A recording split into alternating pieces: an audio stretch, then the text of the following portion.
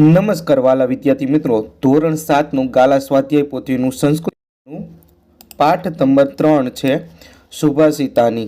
બરાબર, તો આ કાવ્યનું સંપૂર્ણ સ્વાધ્યાય પોથીનું સોલ્યુશન જોઈએ. ગાલા સ્વાધ્યાય પોથીનું વિદ્યાર્થી મિત્રો, તમે અમારી આઈએમપી એજ્યુકેશન ચેનલને હજી સુધી સબસ્ક્રાઇબ ના કરી હોય તો ખાસ કરીને આપણી આઈએમપી એજ્યુકેશન ચેનલને સબસ્ક્રાઇબ કરી નાખો, જેથી કરીને તમારો મોસ્ટ આઈએમપી વિડીયો છે એ તમને મળતા રહે.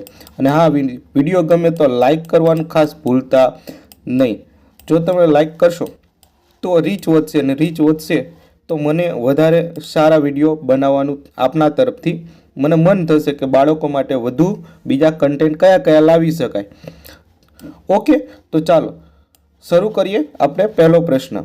જે હવે આ પ્રશ્ન મિત્રો જાણે કે લગભગ બધા સ્વાધ્યાય પોથી પૂરેલી જ હોય છે, પણ ઘણા વિદ્યાર્થીઓ એવો હોય કે સંજોગો વસાત તે શાળાની અંદર ગેરહાજર રહ્યા હોય અથવા તો કોઈ કારણસર ન લખી શક્યા હોય, તો એવા વિદ્યાર્થીઓ માટે ખાસ આપણે આ વિડીયો બનાવ્યો છે, તો એ ઉપયોગી થવાનું છે. ચાલો પહેલો પ્રશ્ન જો વિદ્યાર્થી મિત્રો, એની અંદર એવું છે કે વિકલ્પ છે અને ખરા એમાં તમારે ABCD પ્રમાણે વિકલ્પ લખવાના હોય. બરાબર, તો પૃથ્વીયા કતિશ રત્નાની સંતિ, એટલે પૃથ્વી પર કેટલા રત્નો છે.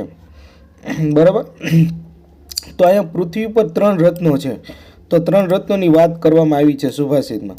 બરાબર, જલમ અન્નમ અને સુભાષિતમ એમ. ત્યારબાદ બીજો છે લઘુચેત સામ કા ગણના અસ્તિ,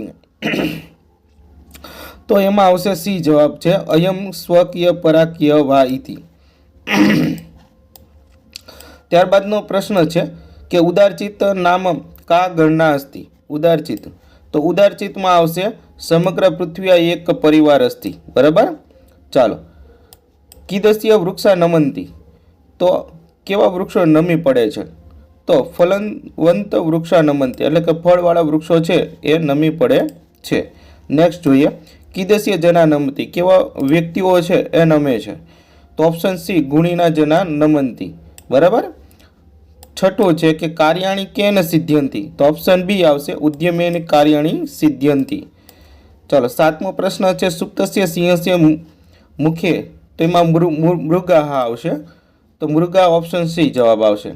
આઠમો ઉદ્યમ ઇતિ શબ્દસ્ય ક અર્થ, તો ઓપ્શન C નંબર આવશે પરિશ્રમ. ઉદ્યમ એટલે પરિશ્રમ થશે.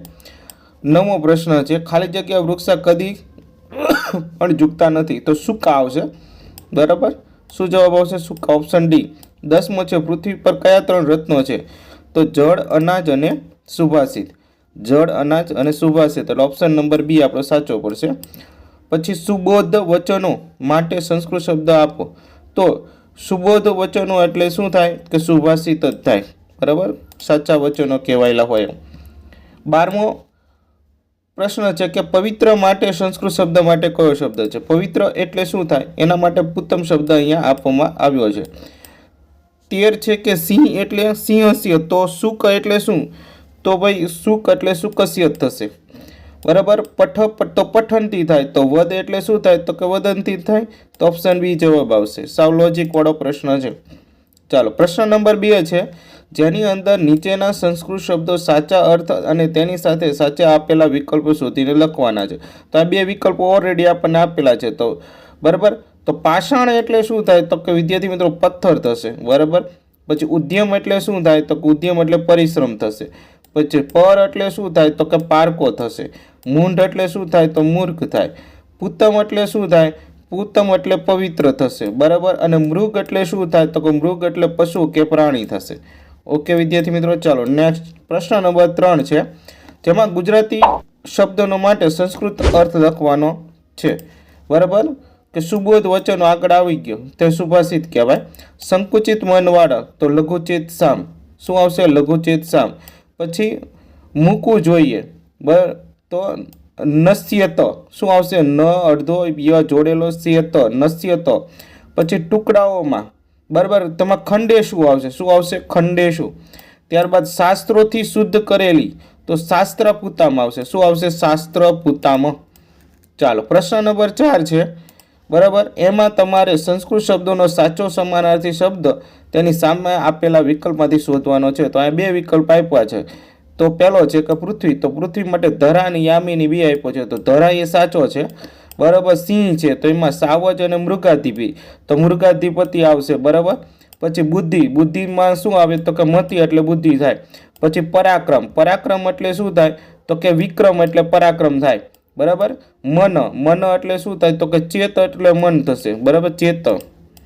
ચાલો એના પછી પાંચમો છે સુભાષિતોના આધારે યોગ્ય શબ્દ વડે ખાલી જગ્યા પૂરવાની છે.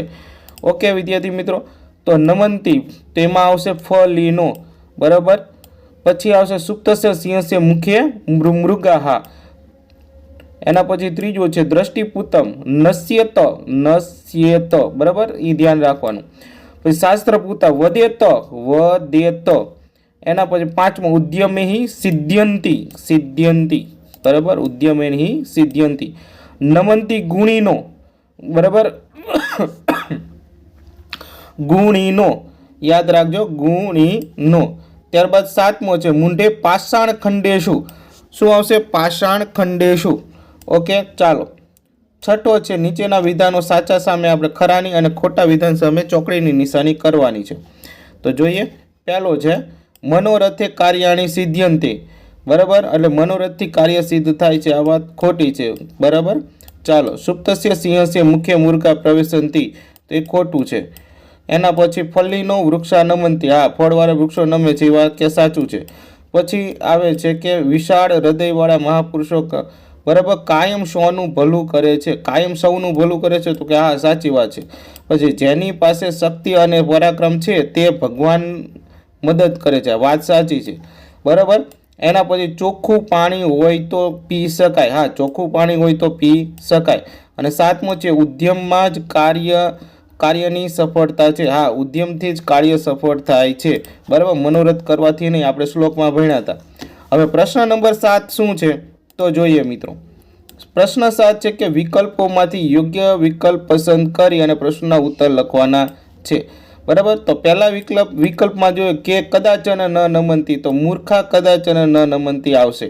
બીજું છે કેન કાર્યાણી સિદ્ધે, તો ઉદ્યમેન કાર્યાણી સિદ્ધંતી, ઓપ્શન એ આવશે.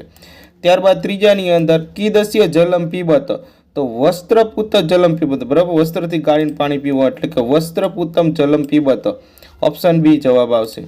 ચાલો. પ્રશ્ન નંબર 8 છે તે કૌંસમાં આપેલા શબ્દોનો ઉપયોગ કરી ઉદાહરણમાં બતાવ્યા પ્રમાણે વાક્ય બનાવીને બોલો અને લખો. હવે વાક્ય અહીંયા આપણને શબ્દ આપેલા છે તો વાક્ય બનાવવાનું છે, તો કંઈ નથી કરવાનું. તો યત્ર ધર્મ તત્ર વિજય, બરાબર, ધર્મ અને શું આવશે વિજય આવશે. ચાલો બીજું, યત્ર નાર્યસ્તુ પૂજ્યંતી, બરાબર, દેવતા રમંતી. ત્રીજો, યત્ર ક્રોધ તત્ર વિનાશ, યત્ર સ્વચ્છતા તત્ર પ્રભુતા, અને યત સંગ ત્યાં શાંતિ, બરાબર. ચાલો, અથવા તો તમે જોઈ લેજો, બરાબર. પ્રશ્ન 9 છે ઉદાહરણ પ્રમાણે બતાવ્યા પ્રમાણે રૂપ બનાવો છે, એટલે સ્ય એટલે કે ષષ્ઠી વિભક્તિનું રૂપ બનાવવાનું છે. જેમ કે વાનર છે, વાનર, તો આપણે શું લગાડવાનું, એની પાછળ ખાલી સ્ય લગાડવાનું છે, આવી રીતના, બરાબર. એટલે વાનરસ્ય થઈ જાય, એવી રીતના બધા રૂપો આપણે લખવાના છે, બધામાં સ્ય લગાડીને. તો વાનરનું વાનરસ્ય, શંકરનું શંકરસ્ય, ગજનું ગજસ્ય, પુત્રનું પુત્રસ્ય, કપોતનું કપોતસ્ય, પર્વતનું પર્વતસ્ય, મૂષકનું મૂષકસ્ય, શુકનું શુકસ્ય, અને તારકનું તારકસ્ય, અને મયુરનું મયુરસ્ય. તો આ ઈઝી છે, તમે જાતે કરી શકો, એમાં કંઈ જોવાની જરૂર નથી. ઉદાહરણ બતાવ્યા પ્રમાણે આપણે વાક્ય પરિવર્તન કરવાનું છે. ચર તો ચરે તો થશે, વદ તો વધે, તો ખાલી ખોડો તો આવી રીતના આમ કરવાનો છે, બરાબર, વાય પાછળ લગાડવાનો. દસ તો દસ્યતે, અને પટ તો પઠ્યત, અને લીખ તો લિખ્યત. ઓકે ચાલો. પ્રશ્ન નંબર 11 છે ઉદાહરણમાં બતાવ્યા પ્રમાણે ક્રિયાપદ પરિવર્તન કરો. હવે એમાં ઉદાહરણમાં શું કીધું છે, નમનું નમંતી એટલે અંતિ લગાડવાનું, એટલે આમ આવી રીતના આવો શબ્દ લગાડી દેવાનો છે વિદ્યાર્થી મિત્રો. ઓકે, આવો લગાડી દો છો, આપણને ખબર છે કે ત્રીજો પુરુષ બહુવચનમાં આપણે અંતિ શબ્દ લાગે, એવી રીતના બધામાં અંતિ લગાડી દેવાનું છે. તો ખાદ ઉપરથી ખાદંતી, પઠ ઉપરથી પઠંતી, પા ઉપરથી પીબંતી, બરાબર, અને ક્રીડ ઉપરથી ક્રીડંતી, અને બરાબર, ધાવ ઉપર ધાવંતી, પત ઉપર પતંતી, દશ ઉપરથી દશ્યતી અને લીખ ઉપરથી લિખતી અને ગમ ઉપરથી અને ગચ્છ બને એટલે ગચ્છંતી અને વધ ઉપર વદંતી, આવી રીતના રૂપો બની જશે. એવી રીતના વૃક્ષ છે તો વૃક્ષાહા કરવાનું છે. શું કરવાનું? વૃક્ષા. તો મયુર તો મયુરાહા, દંત તો દંતાહા, દેશ તો દેવ તો દેવાહા, પર્વત તો પર્વતાહા, મૂર્ખ તો મૂર્ખાહા, પુરુષ તો પુરુષાહા, મૃગ તો મૃગાહા અને તારક તો તારકાહા. ઓકે, ચાલો હવે 12મો છે કે નીચે અ વિભાગ ને બ વિભાગ સાથે યોગ્ય રૂપો જોડવાના છે. તો અહીંયા આપણે જોડી દીધા છે, આપ જોઈ શકો છો. બરાબર. ચાલો, પ્રશ્ન નંબર 13 છે કે દરેક પ્રશ્નના ઉત્તર એક એક વાક્યમાં સંસ્કૃતમાં લખવાના છે. તો પૃથ્વી કાની ત્રીની રત્નાની વર્તન તે.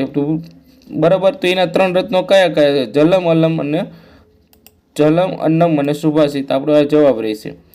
પછી ઉદાર ચરિત મારા મહાપુરુષો ગણના કા. તો ઉદાર ચિત્ત દ્વારા મહાપુરુષો ગણના. બરાબર. વસુદેવ કુટુંબકમ સંતિ. એના પછી કે જના વિનમ્ર ભવતી. તો ગુણીનો જના આવશે. શું આવશે? ગુણીનો જના વિનમ્ર ભવતી. ચોથો દેવસ્ય સહાય ક લભતે. તો એમાં લખીશું યસ્મિન ઉદ્યમ સાહસમ ધૈર્યમ બુદ્ધિમ શક્તિમ પરાક્રમ. આ જે શ્લોકમાં લખેલું તો વર્તનતે સહ દેવસ્ય સહાય લભતે. એના પછી મનુષ્ય કીદસ્ય પાદમ નશ્યત. મનુષ્ય દ્રષ્ટિપુતમ પાદમ નશ્યત. તો દ્રષ્ટિપુતમ આપણો જવાબ આવશે. પ્રશ્ન નંબર 14 છે. નીચેના દરેક પ્રશ્નો ઉત્તર એક એક વાક્યમાં ગુજરાતીમાં લખવાના છે આપણે ગુજરાતીમાં વિદ્યાર્થી મિત્રો. બરાબર. તો ફટોફટ હું ખાલી તમને સમજાવી દઉં છું. બરાબર. તમે લખવા હોય તમારે સ્વઅધ્યય પોથીમાં તો વિડીયો પોઝ કરીને તમે લખી લેજો તમારી રીતે. ઓકે વિદ્યાર્થી મિત્રો, ચાલો. સંકુચિત મનવાળા ગણતરી કેવી હોય છે? તો સંકુચિત મનવાળા આ પોતાના છે અને આ પારકા છે, આવી ગણતરી હોય. બીજું, કેવા વૃક્ષો નમે છે? તો ફળવાળા વૃક્ષો નમે. ત્રીજો પ્રશ્ન, વનરાજ પોતાની ભૂખ સંતોષવા કેવા પરિશ્રમ કરે? તો વનરાજ પોતાની ભૂખ સંતોષવા માટે બરાબર જંગલમાં રખડે છે. મનુષ્ય કેવી વાણી બોલવી જોઈએ? તો મનુષ્ય શાસ્ત્રો વડે માન્ય થયેલી વાણી બોલવી જોઈએ. કેવી? શાસ્ત્રો વડે માન્ય થયેલી વાણી. પાંચમો પ્રશ્ન, મનુષ્ય કેવું કર્મ આચરવું જોઈએ? મનુષ્ય મનથી પવિત્ર જણાવેલું. કેવું? મનથી પવિત્ર બરાબર જણાવેલું કર્મ આચરવું જોઈએ. પ્રશ્ન નંબર 15 છે કે નીચેના વાક્ય સંસ્કૃતમાં અનુવાદ કરવાના છે. બરાબર. મૂર્ખા માણસો પથ્થરના ટુકડાઓને રત્ન એવું માને છે. તો આ તમે શ્લોકમાંથી લખશો તો આરામથી તમને બધા મળી જવાના છે. મૂંઢે પાષાણ ખંડેશુ રત્ન સંજ્ઞા વિદ્યતે. બરાબર. એના પછી સૂકા વૃક્ષો કદી પણ નમતા નથી. તો શુષ્કાસ્ક વૃક્ષ કદાચ ન નમનતી એવો શબ્દ હશે તમારા ચોપડીમાં. દ્રષ્ટિથી પવિત્ર કરેલું પગ મૂકવો જોઈએ. તો દ્રષ્ટિપુત્તમ નશ્યત પાદમ આવો શબ્દ તમારે સંસ્કૃતમાં હશે. પણ ઉદ્યમથી જ કાર્ય સફળતા છે. ઉદ્યમેન કાર્યાણી સિદ્ધંતી આવો શબ્દ હશે. પછી વસ્ત્રથી ગાળેલું પાણી પીવું જોઈએ. તો વસ્ત્રપુત્તમ પીબત જલમ. બરાબર. આવો શબ્દ તમારે સંસ્કૃતમાં ચોપડીમાં હશે. ત્યારબાદ આ તો તમને ખબર જ છે, જે શ્લોક પૂર્તિ છે એ તો તમે ચોપડીમાંથી જોઈને તમે આરામથી આ બધી વસ્તુ લખી શકો. અને તો પાકા પણ હશે. અને શ્લોક પાકા પણ વિદ્યાર્થી મિત્રો કરી નાખજો, તે તમારા આગળમાં તમારા પ્રશ્ન જવાબ લખવામાં પણ તમારે ખૂબ ઉપયોગી થાય. તો વિદ્યાર્થી મિત્રો, આ થયું આપણે જે સુભાષિતનું પાઠ 3નું સોલ્યુશન, જે આપણે ફટોફટ જોયું છે. જો તમારે સંપૂર્ણ જોવું હોય બરાબર તો વિડીયો પોઝ કરી અને એક એક લીટી તમારે જોવી હોય તો તમે જોઈ શકો છો અને સોલ્યુશન મેળવી શકો છો. તો ફરી મળીશું આપણે બીજા વિડીયો સાથે અને એમાં જોશું આપણે યુનિટ નંબર 4નું સોલ્યુશન. ત્યાં સુધી આવજો મિત્રો.